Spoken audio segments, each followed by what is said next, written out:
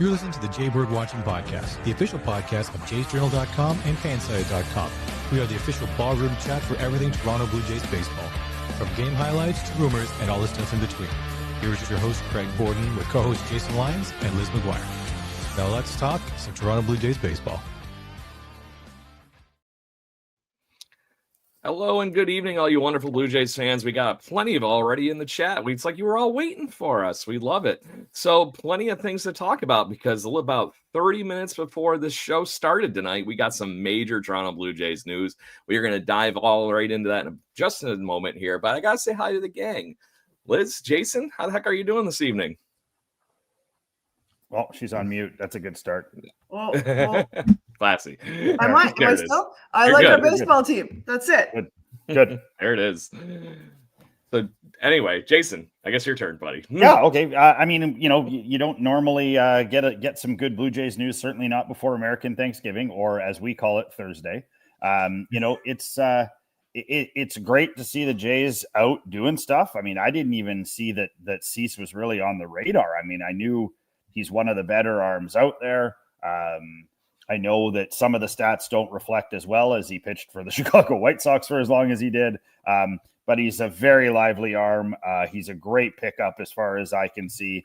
And, again, we're talking baseball again when we shouldn't be. I'm on Twitter and looking, and some of our competitive casts and some of our friends are hitting big numbers, and it's all because stuff like this, is so much fun to talk about. Yep.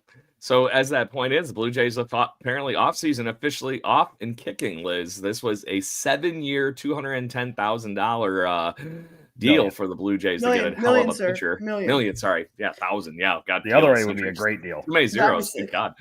So on that note, how exciting is it just all of a sudden just to actually have this kind of a talk this early in the offseason for Blue Jays? Liz, man, how you feel? It is great. It's really awesome. So I will say this: I'm used to really thirsting and hoping and fingers crossed and watching rumors. So the fact that this kind of just came out of left field is delightful, because that means we didn't have to stress or fret or be sad when he went somewhere else.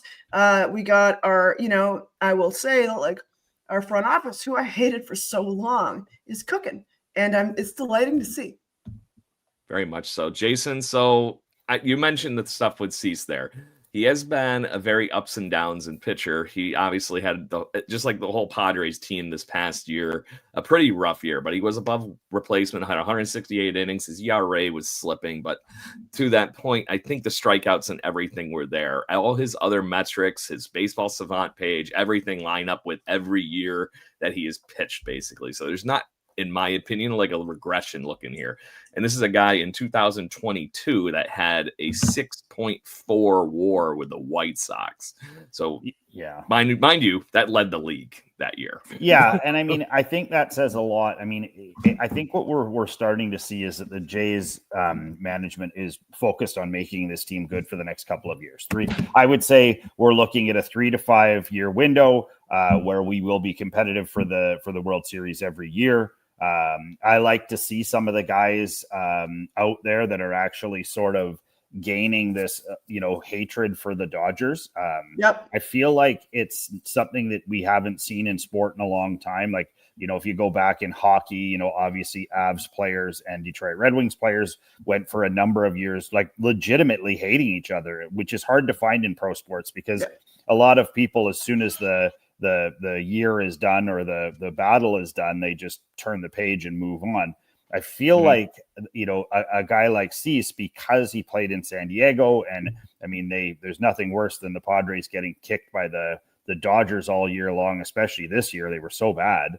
I mean, I feel like this guy rolls in with a chip on his shoulder, and I feel like he's the kind of guy, just from, I don't profess to be some sort of Dylan Cease savant, but I have been reading a fair amount after I saw it.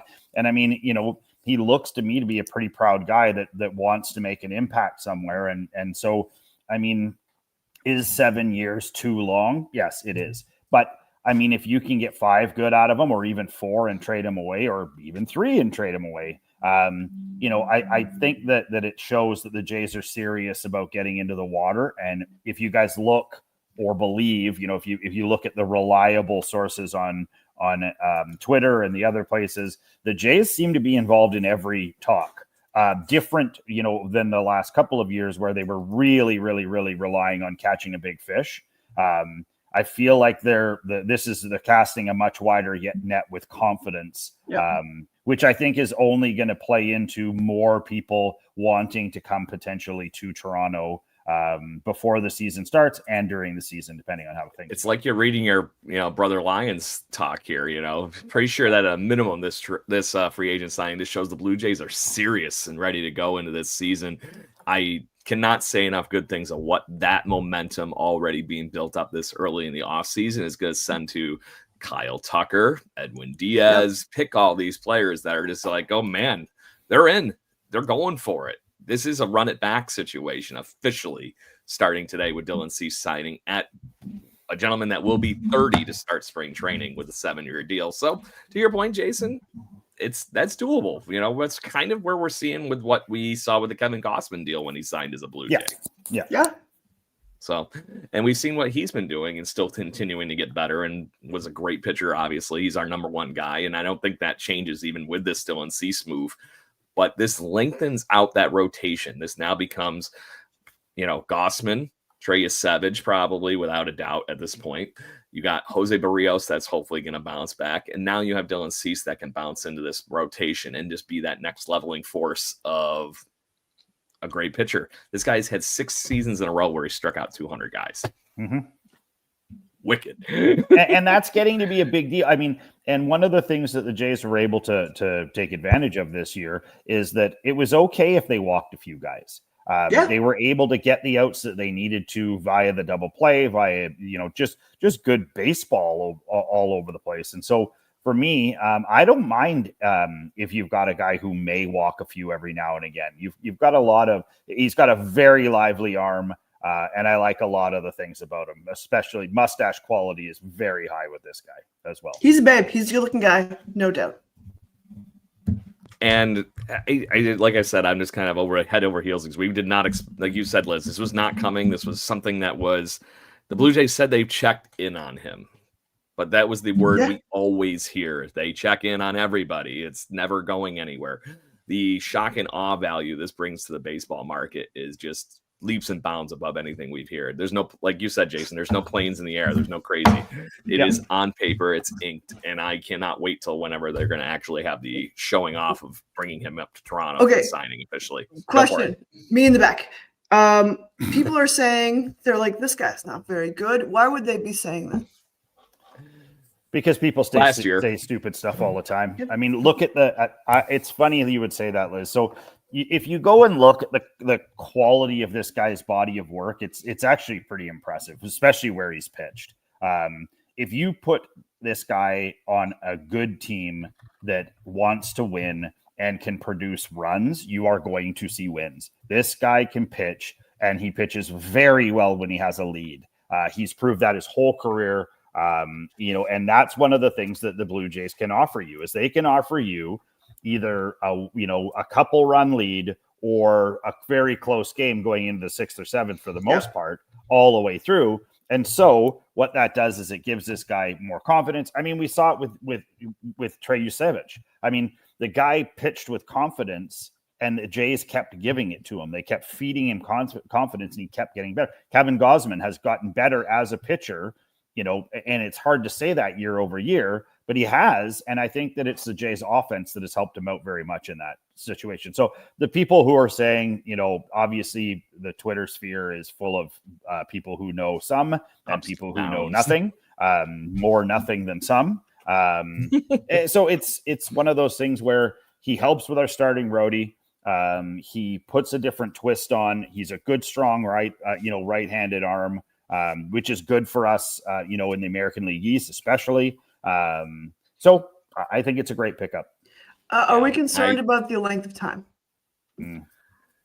In 7 years, let's talk. 2 years. Let's mark this date, and in 7 years, Les, you and I will be like, that worked out, or it didn't. Yeah. Hey, that one actually might be very easy when it's going to be episode 499 in our Craig, set the alarm. setting the alarm. Dink. So, on that note, I understand why people are scared because last year he played for a really crummy baseball team with the Padres, never really getting out of neutral. And Yeah, they can't. 4.55 ERA last year. That's not good. I agree with that flat out. But when they were competing early in the year, he was on point. And just to put some people at ease, he is above the major league average in every pitching metric you can humanly possibly look at. And he's actually in the 80th and 90th percentile in a lot of the right things that the Blue Jays would be paying for. Contact rate is incredibly low. His whiff rate is incredibly high. So he misses frickin' bats. That is what the Blue Jays just paid for. To Jason's point, he does tend to walk some guys. But I do think that the defense will help him out on that avenue. Go for it, Liz. Is he nice? I sure hope so. I mean, he's got 100-mile-an-hour fastball and a 99-mile-an-hour sort of splitty, which I think is nice. That's nice. Yeah. And, to Craig's point, when he strikes guys out, he commonly is missing the strike zone with that pitch, and it's a strikeout pitch. He's trying to throw it through your bat, and so, I mean, it's one of those things where, he is a big swing and miss guy, which again, we seem to do well with. And, here's my thing. I don't really see a lot of negatives with him overall. And where, I know we're in the talks for Bellinger and we're in the talks for basically anyone with a pulse that's a free agent right now. I mean, there are negatives I see with a guy like Cody Bellinger, and where if the Jays were to get him, and this is who we were talking about today, I feel like that's a much different conversation. Where Dylan Cease, I mean, he's, I think he helps massively, and he helps shore up the starting rotation, so it becomes not an issue now at this point. So we're quite a ways away from it. We've got lots of time to get, dirt on the tires and see what he can do. And then, come opening day, like you said, Craig, I mean, are there other guys from Buffalo challenging? Are there, do we make one more pickup? Does this give us the availability of going after a full-blown closer now, which is basically the last piece of the puzzle that we need, right? I mean, let's not split hairs. The Jays can hit, the Jays can field. We were lacking in starting pitching. Now, that being said, I did see the interview with Mad Max this week, which I was quite surprised at how he was. I mean, I'd like to see him. I'd like to see him pitch for the Jays again this year. I like him. I think he does a lot. But yeah, I mean, really, that puts the Jays in a marketplace to start just looking at, potentially paying handsomely for one of the really good relievers that's out there, or making something happen and making a trade of some kind. I mean, let's not forget, we have very tradable commodities right now in guys that we may not want to lose, but I think that are expendable and we could replace with other guys, which is, I think, where things will end up going in a little bit. Yeah. So the other fun whole thing is, other than obviously the rumor of Max Scherzer, for some reason, the baseball world, I don't know if you've seen who else we've been attached to in recent rumors, everybody seems to think for some reason we're going to be Justin Verlander's new best friend. What? I've not heard that. I've been reading it constantly. It's driving me nuts. I'm like, I want Max. He's been here. At least he wants to be here. If I had to pick between the two, I'm taking him because it's also the tenacity piece, We know him. Yeah, exactly. Double, Yeah, I mean, I think he likes it in Toronto. I think he can see the forest for the trees here, and he can see that the Jays are by far his best opportunity to win one more World Series, if possible. No one's going to pick him up that's a contender, or at least I can't see that happening. And then, you look at some of the interesting ones that are out there, and I mean, I feel like we scored here. I feel like this was under the radar, and I feel like it's a good thing. Yeah, I like it. I can't cut it apart any way I don't like it, because he doesn't have to be the guy. And Yeah. that's the thing. I think that is the biggest thing about this. We still have Gossman for another season, but I think that honestly is the win here long term, because we now have a key piece to this rotation locked up past Gossman, past Barrios, and everybody this next year. So I do think that that could be the big piece to it. So it's like Brother Lyons is reading off the cue cards here. So the other rumor that won't go away is that not so much linked to the Blue Jays, but I think they'd be very odd to not be kicking the tires in this unless they know they're getting Bo Bichette back. That is, Kentel Marte is being dangled very this hard is okay. by the Diamondbacks. I got a question here from my 16-year-old nephew, Finn. And the question is, would we give up Bo for Marte? I would rather sign Bo and keep him. I saw that everywhere today. Yeah. There's some things with Marte that scared me this past season. And I'm worried if there's some, I won't say head case kind of things going on, but I'm worried if the certain personal traits might be bleeding into his play a little bit. And I'm curious. So, and it's not, like I said, I think he's a great guy. I'm not knocking that, but it sounded like there was something going on, and maybe it just doesn't need to be in our clubhouse. I'm going to take a stance here. I'm going to draw a line in the sand here. I think it's a terrible idea. I think signing Bo Bichette is a much better idea than going after Marte. I mean, what is he? 4 years older? 4 years older, I think. So at a minimum, to me, Jason, is a contingent plan. Bo's already off. But why? Yeah, I mean, if you thing. sign Bo, we have lots of guys that can play two. If Bo plays two, then we have lots of guys that can play short. Like, we have to stop chasing the shiny star sometimes that has only flickered for a little bit, because love the one you're with. Yeah. I mean, it's not only that, but we also have to think about the fact that Bo Bichette has been one of the best hitters in baseball for the last 2 years when healthy. And if 100%. He can remain healthy, like I'm telling you this with everything that I know, which could probably fill this cup, but I'm going to say it anyways.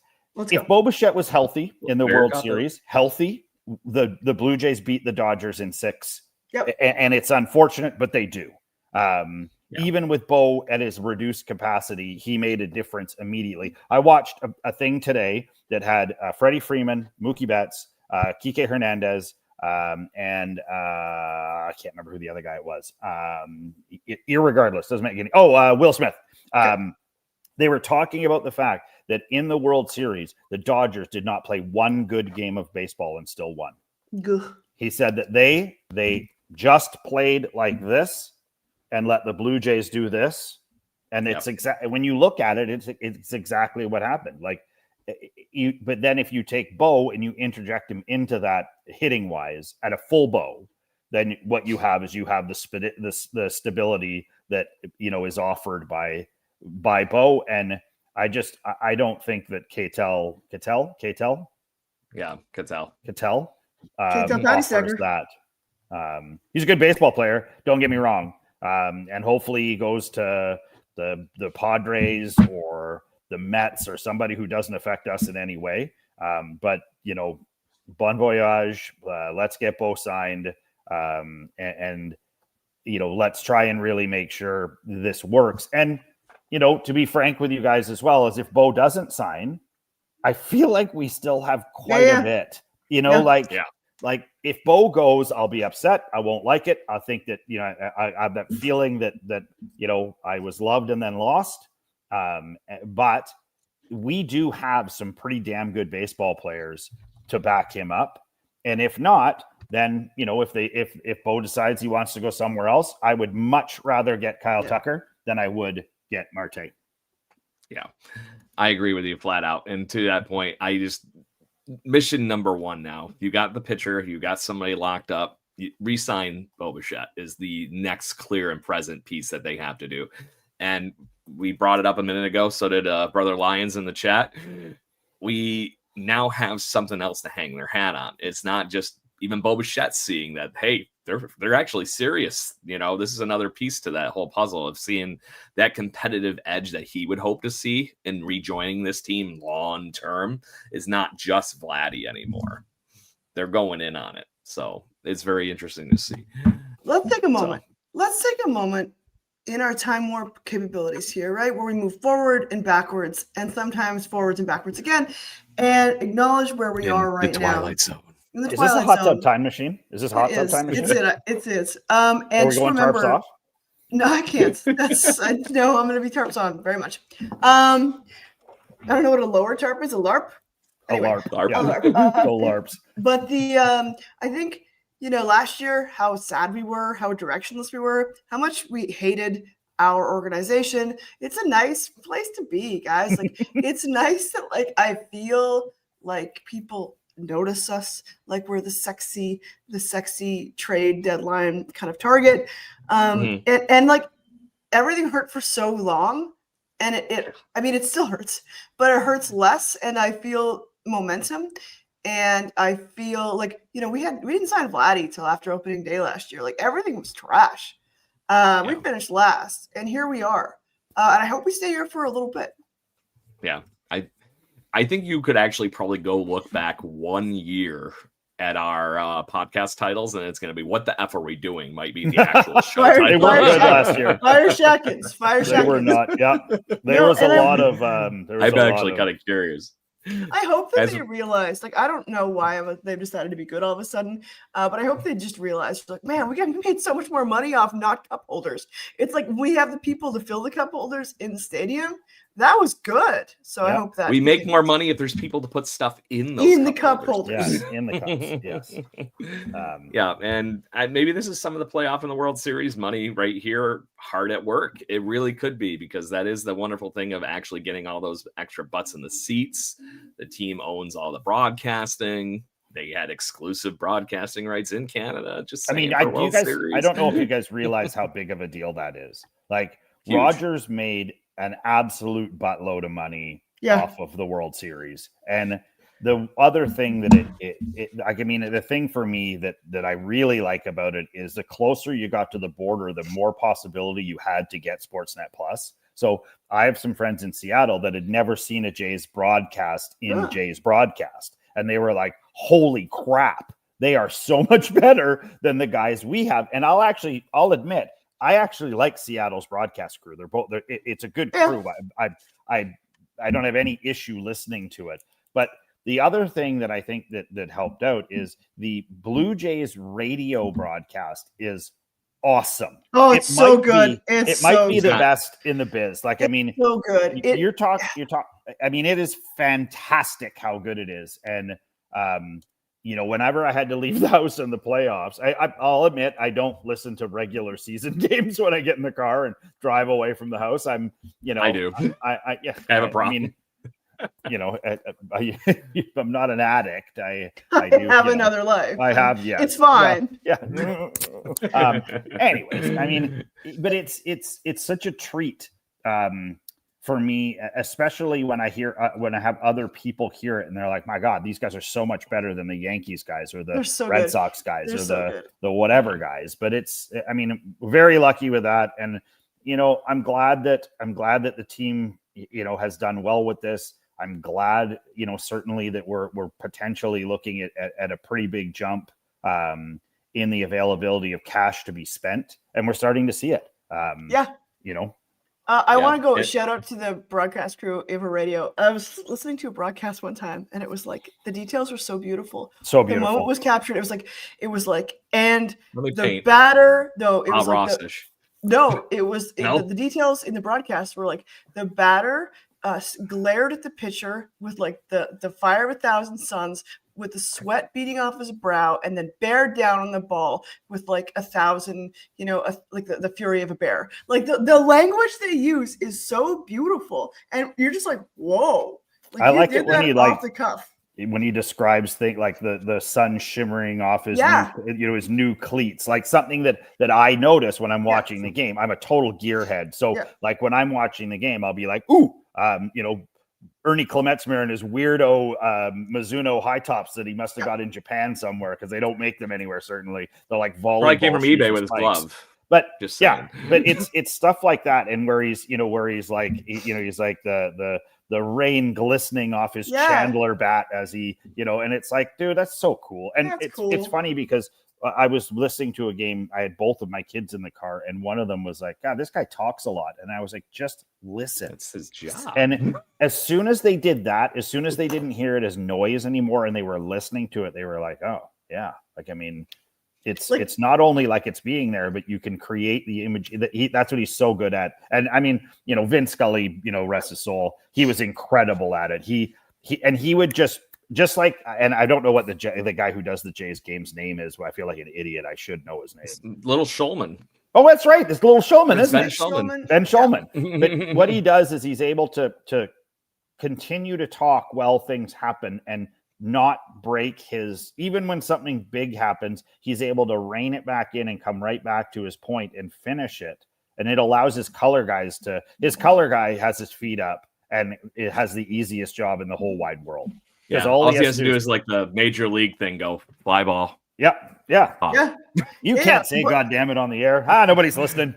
But he paints a beautiful baseball picture because that's what he sees. Hit. Like he's painting us the picture of beauty that he perceives the game in, which is lovely. Yeah. And now he gets to talk about Dylan Cease just carving up American League hitters again, which he did very efficiently when he was a White Sox, just saying. Okay, I am going to bring something into the conversation. I hope Santander can hit. If Santander comes back, I hope he comes back because, he wasn't a factor. That's the thing. We made the World Series without Santander being a factor, and for the large part, obviously outside of, getting us there, Bo Bichette. And it's like, man, if we just had those guys, now you can add Bo Longer, you can add Kyle Tucker, but shit, man, if those guys are popping, that slaps like that. You must have been reading too much baseball news off of the subway this afternoon, Liz, because I actually don't ever read baseball news. So surprise. But another Anthony is famously in Major League Baseball news again, and it's for all the wrong times. And I think not Gaetti's nickname for the gentleman is Tony Wage Theft, and it's Anthony Rendon. Yes. Somebody retired. I saw he retired in the news. I don't know if it's official that he's retired yet, but more or less it's hurting the Angels' actual on the field payroll because he's technically in their payroll. He's wage thefting harder by not the exact stat. And this is, I'm reading literally from the NEPTA catalog here from our buddy Not Gaetti and Colin. Ted Williams played more baseball games during World War II than Anthony Rendon has played with the Los Angeles Angels. Better war. Yes, more wars. More wars. Yeah. It's insane to me that literally Ted Williams flew more combat missions than freaking Anthony Rendon's had plate appearances. That stat just blew my brain up. So wait, break it down for me again. So he's still getting paid, but if he retires, he forgoes the money or he gets it anyway? They're trying to buy him out. Okay. So they're going to pay him off in one giant brick of pay. Yeah. Because he signed a 7-year, not like Bobby $245 million deal ages ago, it feels like. He's 35 years old and he's still owed $38 million. Dude, I would never retire. 2026. No, also, just sit there on the bench. He's going to get paid. Because he's got nothing to lose. It's guaranteed money. They're just trying to get him off of the books and pay him off of the, put him into the Bobby Bonilla contract. Dude, I also want to say, so Jason said, there's Happy American Thanksgiving, which we call Thursday, and then there's Happy Canada Day, which I call Bobby Bonilla Day. Yeah. Bobby Bonilla Day. There it is. Yeah. Go full circle.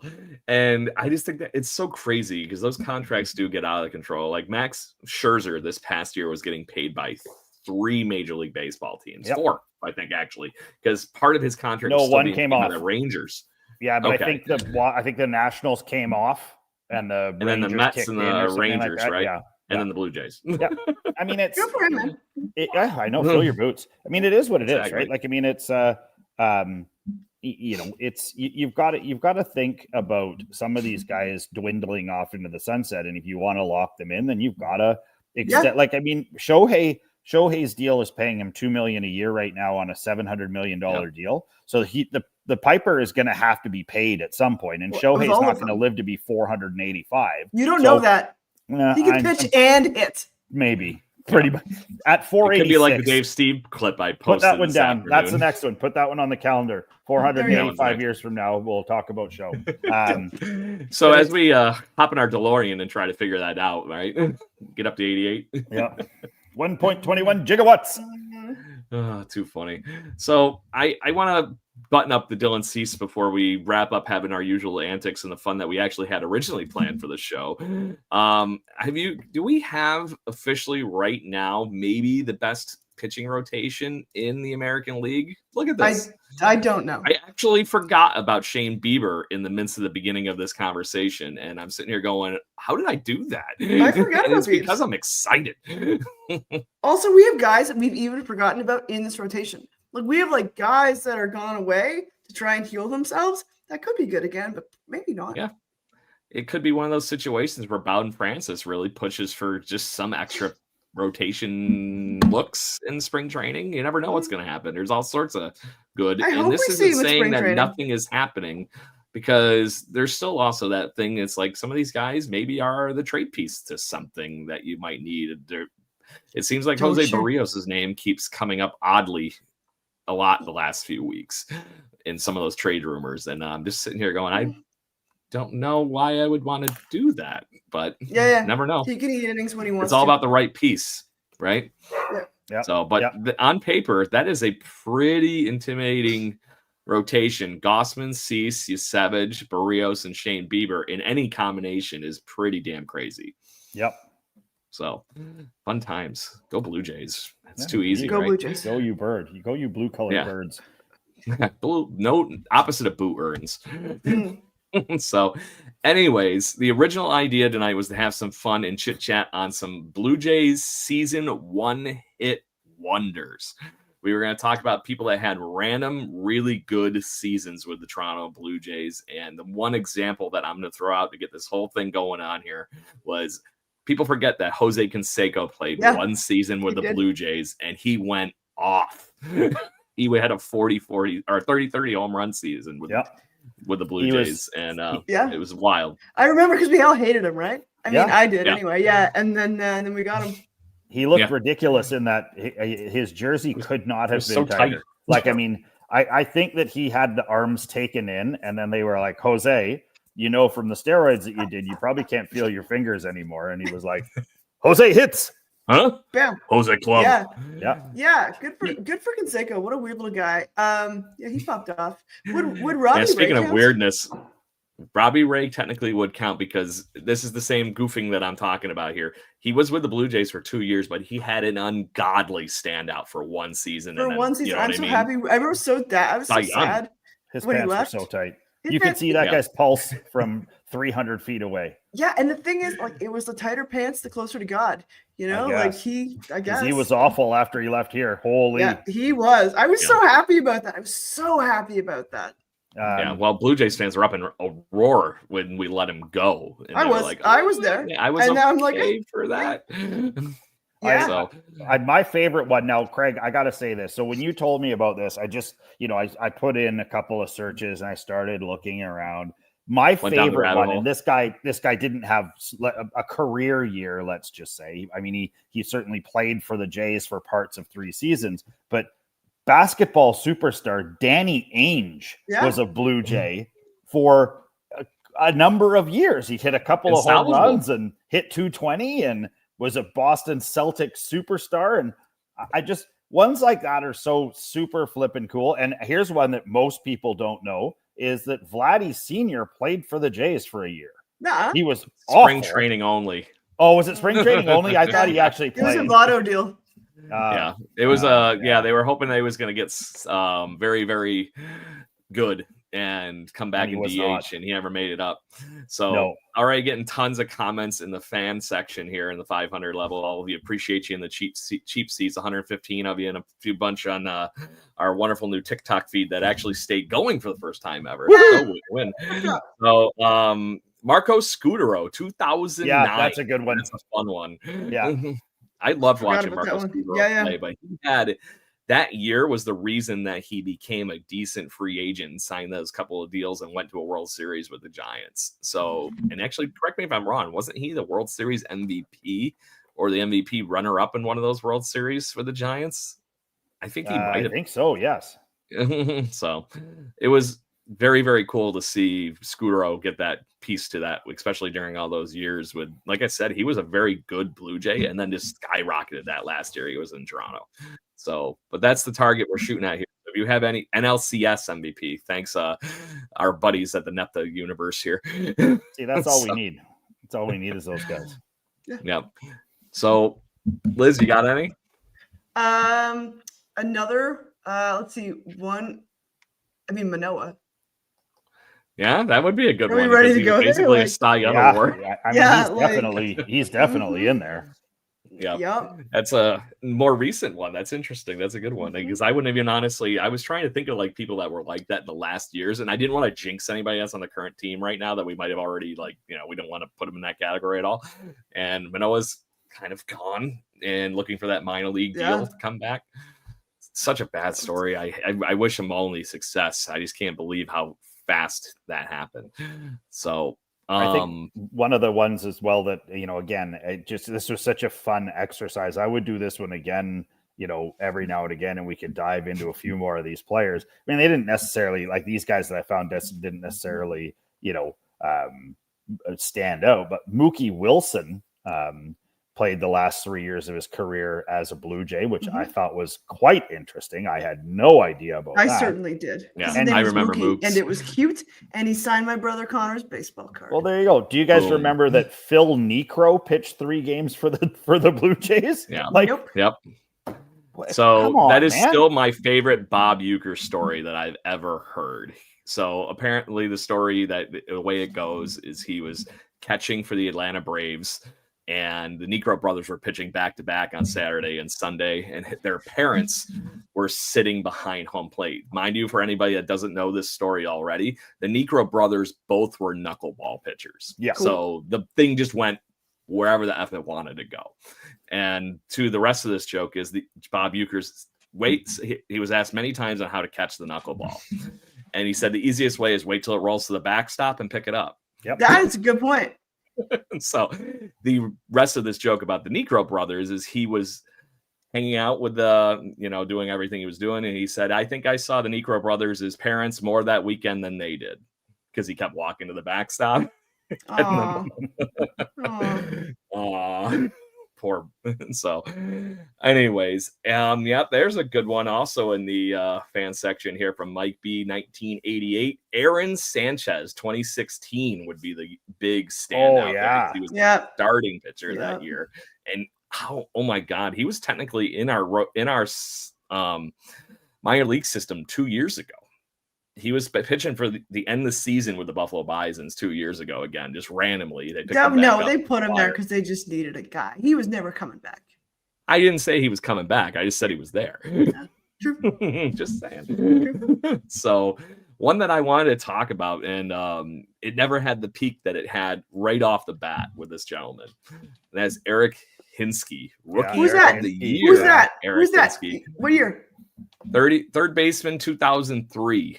And Eric Hinske has one of the weirdest, silly careers too, because he played on 3 or 4 straight World Series teams, all for different teams. Yeah, he was just like that extra first base, third base guy on the bench for 3 or 4 World Series in a row. Just I agree with David as well. Justin Smoke for a 1-year wonder. I think he played for a couple of years for the Jays, so didn't he? Or just one? Yes. He played for many years. Like we had him when Vladdy was on the team still. I liked him a lot. I liked Justin. He always Smoke had hair like he got out of bed and he's like, Justin Smoke. But like I did enjoy, like they had some good tie-ins at the stadium. They had like the Justin Smoke burger and like you know, it was fun. But like I always felt they pumped him up way too much. But people love Justin Smoke. Yep. People There's also another love the movie Up in Smoke. Yeah, They do. which might have been Juicy Drum, how Justin Smoke woke up. Yeah, Just- We have a comment here from my Go for it. cousin. My nephew, tiny baby Finn. He's like 6'2". Brandon Morrow. He was like, I liked him because Yeah. his name was framed on his jersey that perfectly looked really good. so square. And he was till Like, he perfect. wasn't. Yeah. And it was so much fun to watch him pitch too. It was just he had such good raw stuff. He did. I was waiting for him to put it together, Yeah. and I'm like, then you saw the 20 strikeout game almost, and then you Yeah. saw all these other Yeah. things. He had 19 strikeouts in that game. Oh, he was fun to watch. I was really rooting for him. Yeah, he didn't. Yeah. But 2012 was the Brandon Morrow year, and that was Yeah. really fun to watch. I got a good one here for you. Catcher Joe Buck. Oh, He had 20 bombs the one year for the Blue Jays. really? That's a lot. Yeah, Right or on. damn near 20. But it just seemed like every time he stepped up to the plate, one of those years, it was right when we switched back to the the regular real Blue Jays logo, and he just went just bonkers in the batter's box. Well, there's a great one. Pet pie with Chris Colabello. I love Chris Colabello. Okay, I got something Chris weird. Colabello. Okay. All right, so that's my friend Pete. Hi, Pete. And so Pete. this is a weird thing. I have a friend, and my friend only collects Chris Colabello baseball cards. Like, is weird. that's his guy. Is that Pete? Yep. No, it's not Pete. Pete does not collect it. It's another buddy of mine, and it's random as fuck because, like, he got jammed for Pete's, like, when? Pretty quickly in 2016. Yeah, in After 2016. after the 2020 or 2015 run. And he claims he didn't do it, but like, that sucks. Yeah, I don't know. I watched Chris Colabello here in Rochester, New York for a very, very long time because that was the Twins organization. That's where he came up from. He came out of nowhere and was just barreling baseballs in 2015, and it was so much fun. So, but to that point, I saw he's got a new adventure going on right now. It looked like he's doing kind of like hitting instructing stuff for kids. So yeah, that's really I saw cool. that. Good for Chris. Yeah, he seemed like a good dude. Yeah, there's one right there. Wrath of Rock, our buddy. 20-game Hutch, winner, man. Jay Happ. Okay, we had him twice. We had Jay Happ twice, correct? Yeah, and then the first time we had Jay Happ, my dad and I had a nickname for him. It was Jay Hapless because it was not a good time the first time. It wasn't. It wasn't. It was not. No, 2016, I think he was a 20-game winner. So, Yeah. but that's a good one. And somebody was reading or saw the picture. Apparently, Petey's got the Marcus Semien. That Marcus. was the I little poster disagree. child. Marcus Semien was not. Marcus Semien was a babe. There's a photo of him holding a baseball after he got like he hit a whole bunch of home runs for like third baseman or second, because he wasn't playing short because Bo wanted to be it. And his muscles are lit so beautifully. And I will also say that like he had a pop off year, but he was only ever J for that 1 year. So I guess it counts. How many years was Roger Clemens a J? 2, technically. And he won the Triple Crown both years. So I don't know if I can count that. And what, Donaldson was a J for 2 years or 3 years? No, longer than that. I don't think he was. Technically 3, I think, but he was Yeah. MVP and actually had, I think, if it's not the highest Blue Jays WAR in a single season, it was damn close to it. Yeah. So 2015 Donaldson was just on a complete other level. And yeah, that would be kind of crazy. But yeah, 2 years of real playing. He was hurt. Remember, we were supposed to compete in 2017. Does everybody remember that? And everybody was hurt. Yeah. What? Ugh. Oh, you mentioned one today. What about Frank Thomas? He played for the Jays, didn't he? Frank Thomas played 2 years, and the 1 year he hit 20 bombers, I think. And then he obviously is famous for hitting his 500th home run in a Toronto Blue Jays uniform. And I think the Twinkie Dome, I think it was at the old Hewlett H. Metrodome in Minnesota. Oh, really? That place was a dump. Holy goodness. Yeah. That place made Oakland Coliseum look like the Taj Mahal. It was trash, eh? I can't remember who said, one of the Jays players said that old stadium in Minnesota, when the toilets would flush, the pipes would sweat. And so they'd be sitting in the, and obviously like at Correct. inning breaks, that's where the people all went to the bathroom. And it was like, you could hear it. They said in the dugout, you could hear the water hit the floor. They were like, this is disgusting. The other fun design feature of the Metrodome was the whole roof was actually held up by air pressure. Yeah. So because it doesn't get a ton of snow in Minnesota, it gets some, but enough that if you keep the heat running in the building, and this is why it eventually caved in the one year, because they got ridiculous more snow than they ever usually get, and they couldn't keep it hot enough to melt the snow off of what's a really thick tarp. The Syracuse college is the same way here in New York, but they would turn the air up and down depending if the Twins were hitting or not, because they would crease the air moving through the ballpark to hold the roof up. Because you can see it in the old pictures when you're looking at the picture view of home plate. There's these big things that look like storm drains behind on the wall, and that was really where the air was coming out from the pumps to push air into the main part of the ballpark to hold up the roof. It's wild. So good shit. Yeah, got some great ones. Yeah, really good. Yep. So keep them coming. And new Met Marcus Semien too. At this point, we didn't get a chance to talk about that trade. That was a weird trade. Yeah. I think like it signals the fire sale that's going to happen. Like somebody owed somebody some money or something on that trade. That was just one of those ones where it was like, and Marcus Semien, like the Rangers put out this letter, like goodbye old friend, and you're like, what's going on here? What are we doing? I don't know. It was just weird, all very weird. Anyways, I like Marcus Semien. I'm a fan. So hopefully he has a good year where it's not affecting on us. Yeah. From our TikTok feed, we got Bogey's got Ricky Henderson as one of the ones that he was very surprised.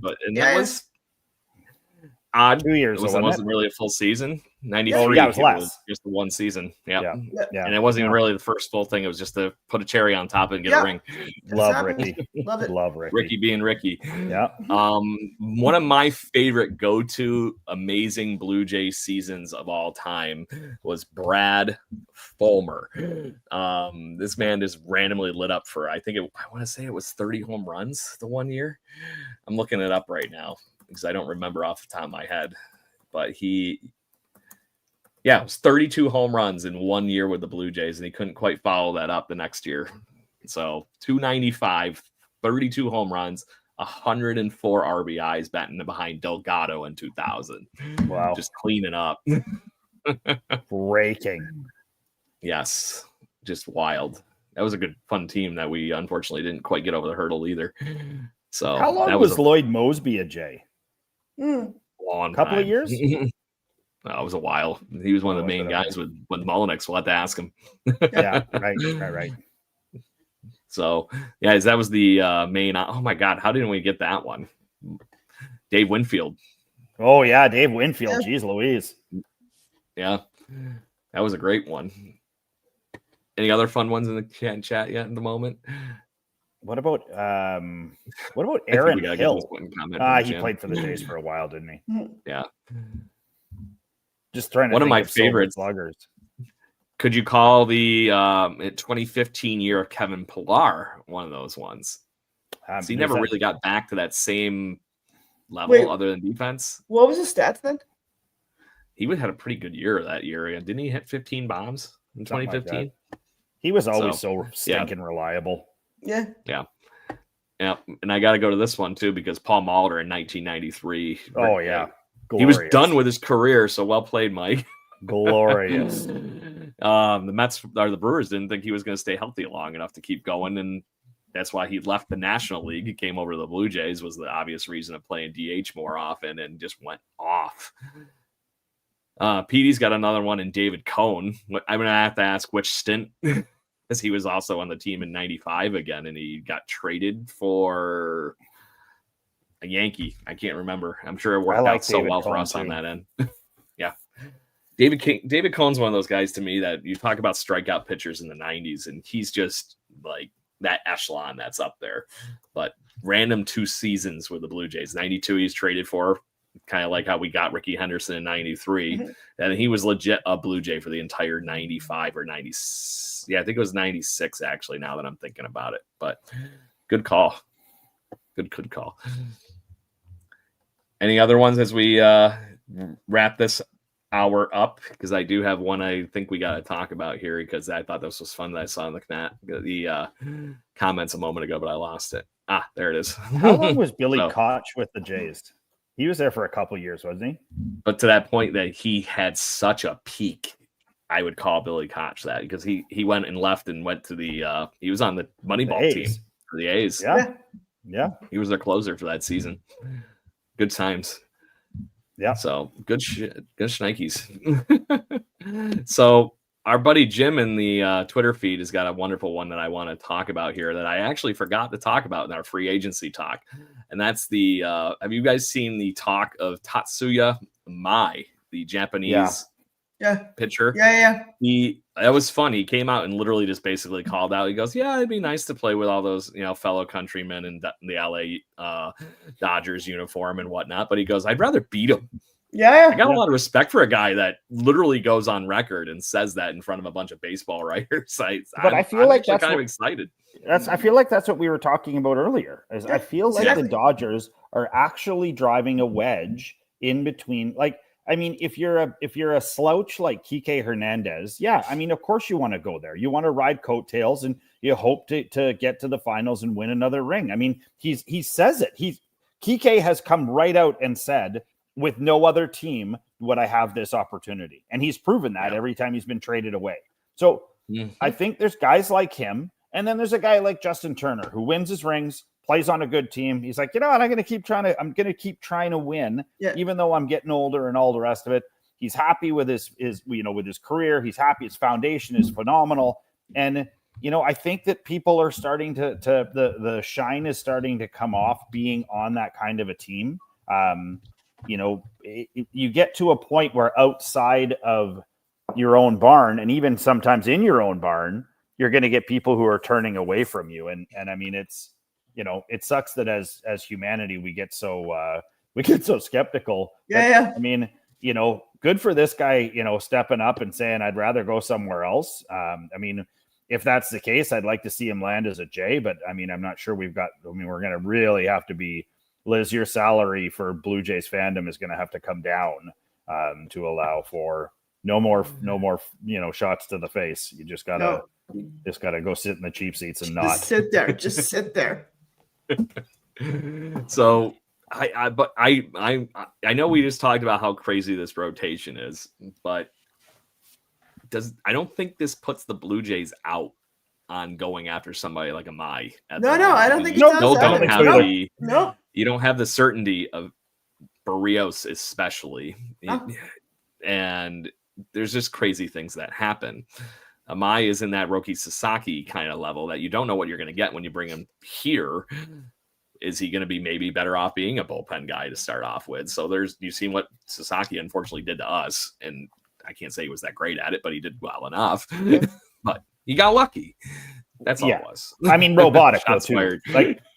I think that's part of the other thing. And I think that's part of what the attraction of the Japanese and Korean pitchers is that they are robotic in the sense that they don't seem to react the same as, as your regular American or Canadian, or, I mean, let's just take the DR and all that out of it, because I mean, those guys are the most fiery, guys going. So, I mean, it's one of those things where you're like, it's crazy to see, how cool these guys are. But it comes with training. The boys played with a kid this year, and again, super calm in almost every situation. It's just the way they're brought up, and it's the way they play baseball. And I mean, they showed it against the Jays. They put it on them. I mean, three of the calmest, coolest guys playing in three impossible positions, and every one of them overperformed at a crazy level. So let's hope we can get them. So I want to point out something that was actually 6 degrees from the whole entire Tatsuya Mai stuff, because there was a big boxing fight in Japan. That was weird. And has anybody heard this story? Because it is fun, because I just love the stupid rules, because the Major League Baseball literally says that the Blue Jays violated rules for advertising abroad. Define the abroad part when it comes to Major League Baseball and just Toronto Blue Jays fandom. I'm sorry to say, but you're telling me you can't. Is Canada considered abroad? But I mean, it was bizarre though. Like it was a boxing match or a fight where Jay's logos were everywhere. Like it seemed I got the pictures. I'm going to show. Really bizarre. It almost seemed like off-brand. You know, where you're like, that doesn't seem sanctioned. You mean like when you're watching a hockey game and the boards go blanked out, and you're like, why are they advertising? A purely Canadian right. That's just right. Yeah, so exactly. Here, this is the gentleman that reported it. And is like, what's going on, basically, right? And it was literally kind of like all over the place as far as these pictures go. That's literally the ring corner. That's weird. Brilliant. It's brilliant. I'm into it, no doubt. But it's just like, go Blue Jays if that's fucking whoever's legit. in That's marketing, all I'm gonna say. Who's ever doing marketing for the Blue Jays, give yourself a pat. Give yourself one of these, because I mean, you just won. You probably didn't pay a ton for that, and people are talking about it everywhere. That is the key to marketing. Yep. It is very interesting that, like I said, there's all these Japanese talents that are available this offseason, more than usual. There's 3 major Japanese baseball stars. Like I said, the one that stands out to me is the Amai guy as the pitcher. Yep. The other 2, I'm kind of on the fence, and especially what I've read about with the one gentleman not being able to hit a fastball.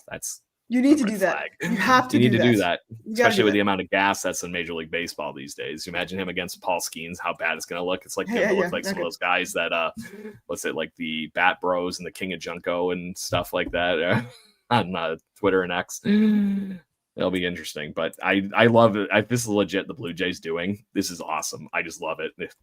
The key word of this article was the Blue Jays went rogue in all the right ways. Yeah. So, anyways, last few minutes. Is there anything the 3 of you would like to talk about before I talk about the wonderful fun we got coming up? No, actually, I have to promo something. It's me. Go. Promo. So our friend Scott Belford of the Walk-Off is having a baseball town tomorrow night at, where is it? It's a Left Field Brewery, but Liberty Village. They're going to have some banging guests, including, some friends from Sportsnet's going to be there, some homies from 590 The Fan, and some other good buddies. So it's going to be a raucous time. It's $20. Support your local baseball events. Dream big, get drunk, shout at the media. There you go. It's like a little town hall. Literally, you can do that. That's you can make T-shirts that say that. Mm-hmm. Yeah. Mm-hmm. Yeah. I know a guy. So, yeah, we might know a guy, but that's no, don't worry about that. Tease. Anyway, so on that note, so that's awesome. Friend of the show. We are actually going to, I literally told Scott that if you were to see him tomorrow night, Liz, make sure I'll actually not. I have to travel for business because sometimes I stand on my business. Lord business? Yes. Lord business over here. So, but yeah, he's going to be on in January. He just hasn't told me which Wednesday yet. So, good loving you, Scott. Good, appreciate it. Go. So, on that note, let's talk next week. The number is almost there, and apparently I need another sign. 500th episode next week, special time. Travis Snyder will be the main guest, and we have a rumor that he might be bringing a friend. He's even trying to surprise us with this whole thing. So I have no news on that avenue. 500th episode, December 4th. So it's next Thursday. So sorry for the special time. It was to accommodate our best buddy, Travis Snyder. Wait. What time is it on? 7:00, like normal, just on 4th. I'll be there. Thursday. So anyways, so we'll see Travis Snyder, special night, special time next week. And the other fun thing we are going to do, we have a big announcement that we're going to try to make a little big ado to on Sunday at 7:00. We have a big announcement, some fun that we have coming up here. We're going to be here live chit-chatting with everybody as we usually would, just Sunday night with our special guest. Special guest. Yeah, so tell your friends. Damn it. Tell your friends. Don't make Sunday me come out there. 7. Tell your friends. Yeah, don't make go. That's it, Jason. Go to your room. So good deal. So on that note, Blue Jays fans, thank you very much for tuning in. We loved all the comments tonight. Thank you for all the amazing names. Keep it going in the chat, please, because we love to hear all this stuff. And there is so many great Blue Jays that had that moment and they stood out for that one season at least. So please hit us up with those names so we can continue to keep talking and give you plenty of credit for it, of course. So on that note, we will see you next week, 500th episode, party time, party on, all that kind of good stuff. And we'll go see how that. Hopefully we'll have more Blue Jays news. Have a great evening. Talk to you soon. Bye. Party on, Wayne. Woo, party on. Thank you for listening to the Jaybird Watching Podcast. Please follow us on Facebook, Instagram, Twitter, Twitch at BirdwatchingGC and our YouTube channel. If you want to support the show and get extra content, please consider donating to our Patreon at patreon.com/birdwatchinggc. Go Jays, go. Woo!